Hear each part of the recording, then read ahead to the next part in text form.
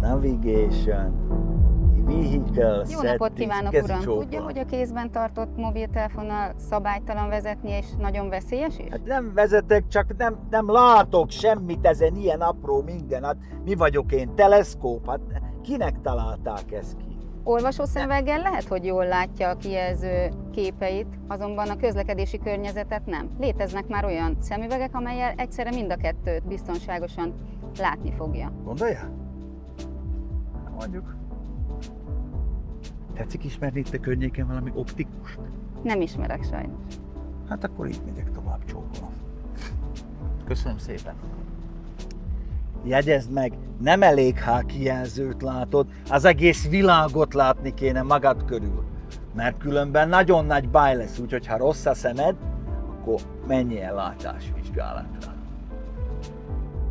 Nem véletlenül léteznek már a többfókuszú szemüvegek, amik egy lencsén belül korrigálják a távoli, a közeli és a köztes távolságra a látásélességet, ami például a monitor vagy éppen a műszerfal távolsága. Az, amikor mi olvasó szemüvegben próbáljuk a műszerfalat nézni, meg még vezetni is, tulajdonképpen egy közlekedési helyzetben életveszélyes szituációt generálhat.